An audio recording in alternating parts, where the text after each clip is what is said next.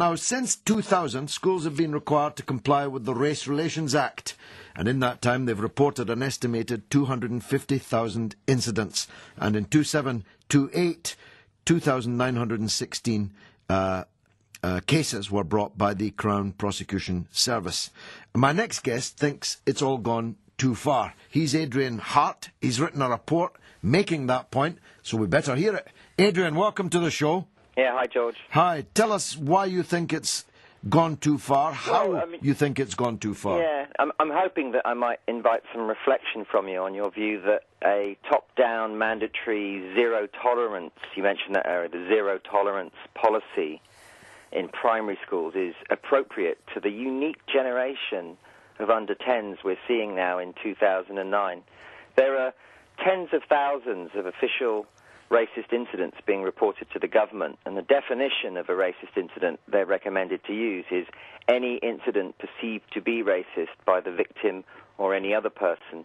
So here's a typical example of a report that I've seen a copy of. 2 7-year-olds have been overheard by a playground supervisor using the phrase white trash, and the supervisor has felt offended. That goes in a report to government. And here's another one from Tower Hamlets.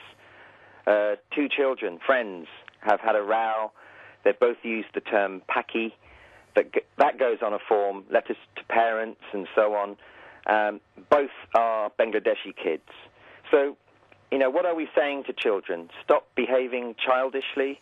What I want to really say to you, George, and it's kind of the basis of the report, which is, look, the playground is a messy place, okay? It's fizzing with friendships, falling out, making up, teasing, banter. Of course they insult each other. They're kids.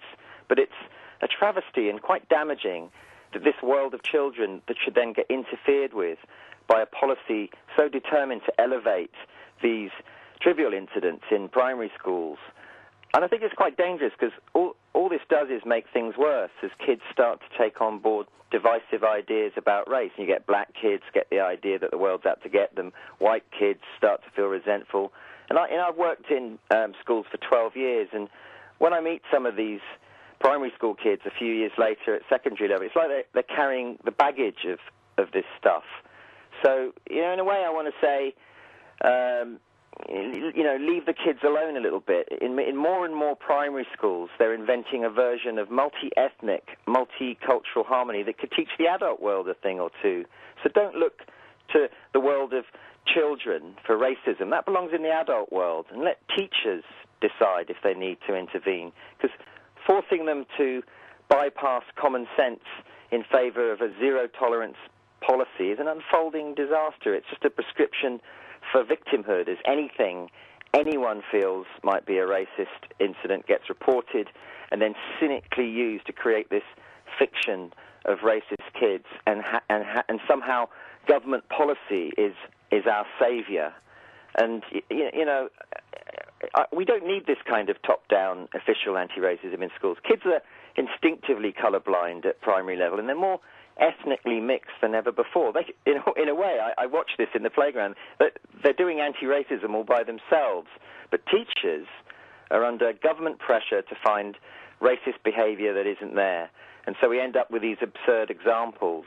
Yeah, these examples didn't, of course, lead to prosecutions. You're not suggesting that. No, I'm just talking about the examples that are flooding into this statistic. Yeah. Now, who did you do this report for, Adrian? For the Manifesto Club. What's the Manifesto Club? The Manifesto Club is a civil liberties campaigning group which takes on corrosive and intrusive legislation in everyday life. Is it a right-wing libertarian group? No. Tell me more about it. I'm intrigued. Well, I'd love to do that, but it'd be really great to talk a bit more about my report, because I'm coming from the position of having worked in schools for many, many years. I'm just wondering who the Manifesto Club for whom you did the report was. I just told you you didn't tell us enough. I'm asking you more. They're a group that campaign on civil liberties issues. It's against the way that our freedoms are being intruded upon. Yes, quite so. I rather thought so, and it's telling that you were so reluctant to define yourselves in that way. Well, I didn't mean to be reluctant, George, at all. You sounded I'm terribly just reluctant. really keen to talk about my report. You sounded terribly reluctant to me. Yes, but I've never heard of you before, and I've never heard of the Manifesto Club before, and you were strangely reluctant to tell me more about the Manifesto Club, but I've got the picture, I think, now. So let's go back. George, because I'm sorry. No, let's go back to your report. I personally am now satisfied. You were reluctant to define yourselves. You now have defined yourself. Children become adults. If children can behave in a racist way unchecked as children, are they going to grow out of it when they become adults? Or are they likely to...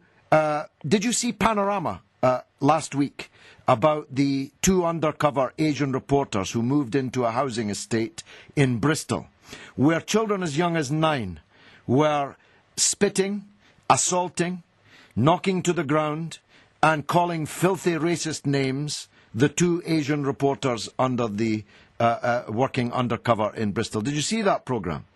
I didn't actually, George. I'd advise you to do so, because it'll give you some idea of what it's like to be on the receiving end of racism. Well, I work in schools, and I'm aware of that, and of course I. You work in schools. What does that mean? Are you a teacher? No, I deliver anti-racist resources into schools, amongst other things. I'm a community filmmaker, and I work in schools with drama tutors, and we do all sorts of things.